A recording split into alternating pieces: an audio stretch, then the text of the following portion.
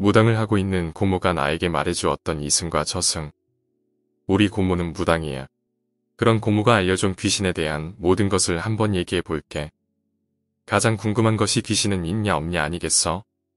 그때가 고모하고 겨울에 고구마를 먹으면서 영화 기담을 보는데 기담에 유명한 엄마 귀신 알지? 그 귀신이 딱 나오는데 섬뜩하더라고. 그래서 고모한테 귀신은 진짜 있어? 라는 엉뚱한 질문을 했어. 사실 귀신이 있으니까 고모가 밥 벌어먹고 사는 거잖아. 근데 고모가 대답을 안 해주더라고. 그래서 그냥 시덥잖은 질문이라 대답 안 해주나 싶어서 엎드려 누워있는데 고모가 갑자기 아까도 지금도 다 있는 게 귀신이지 라며 말을 하는 거야. 그래서 나는 자세히 좀 이야기해 줘봐라고 말했지. 그랬더니 귀신은 아까 그 영화처럼 차에 치였다고 피를 철철 흘리는 귀신이 되는 건 아니고 창백한 형태의 사람이라고 생각하면 된다고 하더라고. 귀신은 보통 자신의 죽음을 받아들이고 그 세계에서 적응하고 사는데 주로 공포영화에 나오는 그런 기괴한 모습을 하고서 사람을 해하려는 것들은 지금부터 설명해줄 저승이라는 곳에서도 내놓은 놈들이라고 하더라고. 원기라고 해서 자신을 이렇게 만든 원흉을 죽이거나 해를 입히는 것을 너무나 간절히 원해서 계약을 맺고 이승으로 나오고 목표를 달성한다면 그냥 소멸하겠다는 계약. 그런데 그렇게 그 계약만 지켜진다면 다행이지만 그 원흉이 죽었거나 아니면 그 지역을 벗어나 살게 되는 경우가 발생했을 때 원귀가 그 지역에 눌러 앉아버리는 경우도 있다는 거야. 인터넷에 보이는 흔한 기숙사 귀신이나 기숙사에서 귀신 보는 애가 그런 원귀들 때문인데 원흉을 못 찾은 한풀이를 다른 사람들에게 하는 거라고 하더라고. 이 원귀들이 자신들이 찾던 원흉이 자신이 죽던 자리에서 멀어지거나 또는 꿈에서 꿈을 타고 쫓던 중 갑자기 단서가 끊기면 강력한 한을 가진 지방령이 되곤 한다는 거야. 요새는 그냥 산도 다 밀고 빌딩을 깔끔히 짓고 사람들도 몰려 살다 보니 원기 같은 것도 잘은 없는데 고모가 사당을 열고 복채받으며 무당일을 할 때에는 무당도 의사들이 왕진 가는 것처럼 그곳으로 직접 가는 경우가 있다고 했어.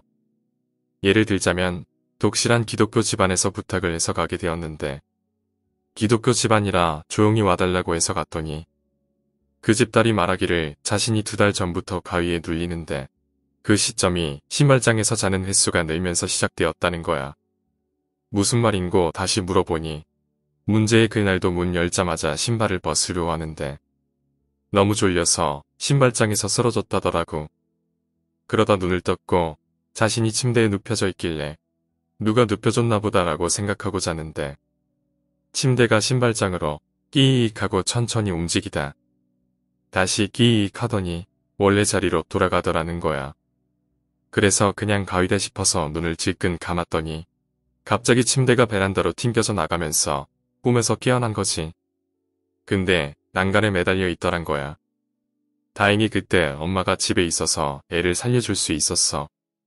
딸이 그 설명을 끝내고 방에 들어가고 엄마가 더듬거리며 봤던 광경을 다시 설명해주는데 말이 다르더래. 딸이 베개를 머리에 테이프로 칭칭 감고서 혼자 난간에 매달려 있더란 거야.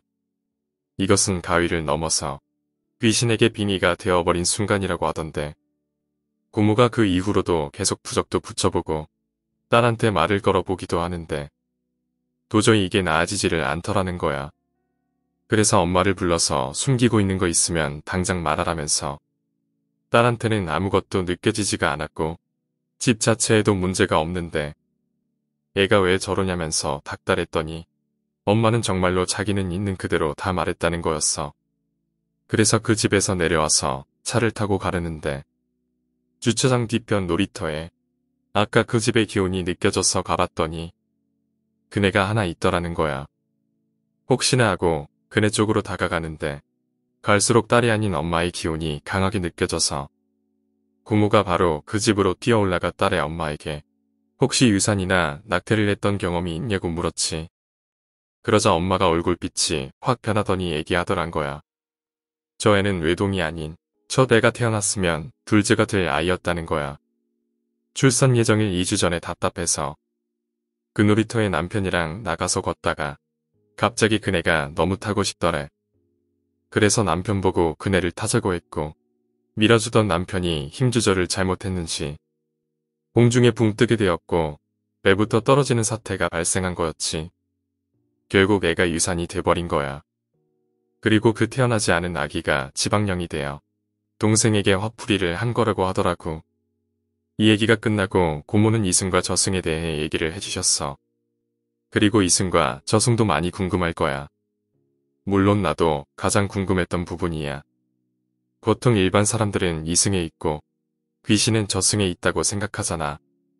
고모가 말해준 말의 개념은 기억하는데 단어들이 잘 생각 안 나니까 일단 내 식대로 직역하자면 이승은 게임을 할 때 정품의 온라인이 가능한 세상이고 저승은 정품이 아닌 게임으로 혼자서 플레이할 수 있는 세상이야.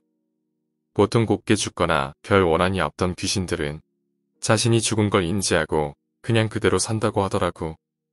하지만 원한이 깊고 저승에 온 것을 인정하지 못하는 귀신들이 우리가 아는 염라대왕에게 계약을 맺고 이승으로 올라가는데 계약은 자신이 이렇게 된 가장 큰 원흉을 해하거나 큰 피해를 주는 것이지. 그것을 달성하면 그곳이 이승이든 저승이든 그 자리에서 소멸된다는 계약을 받고 올라온다는 거야. 올라온다는 개념도 원기들이나 귀신들은 자신이 죽은 장소에서 귀신이 되는데 귀신은 그냥 그 주변을 맴돌기만 하고 사람을 피한다고 해. 하지만 원기 같은 경우 한을 풀기 위해 자신이 사망한 장소 주변을 서성이다. 심약하거나 육체적으로 쇠약한 사람들의 꿈에 지속적으로 나타나서 자신을 죽인 원흉으로 가는 길을 점차 찾아나간다는 거였어.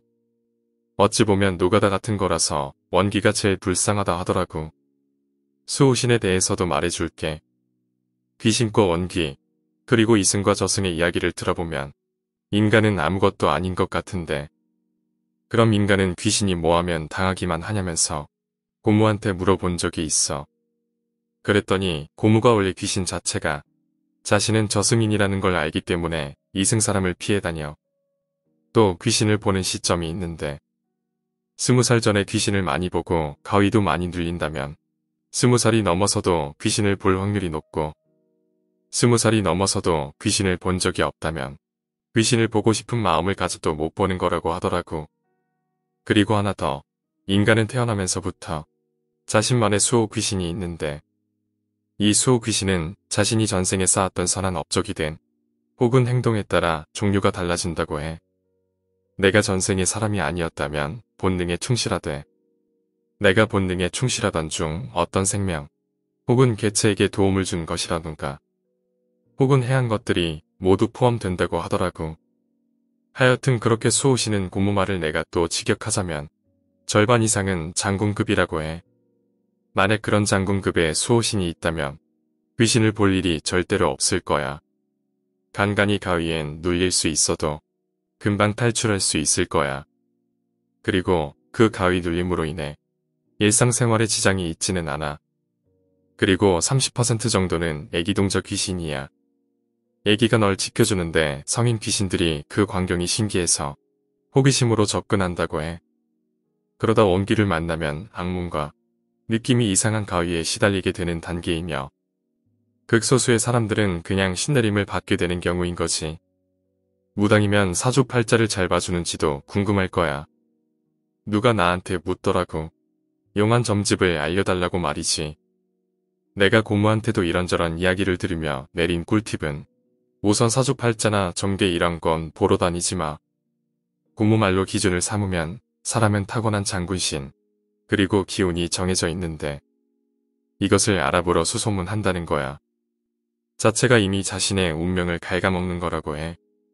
또한 영화나 드라마를 보면 죽은 사람과 연결 혹은 빙이 되는 장면 알지?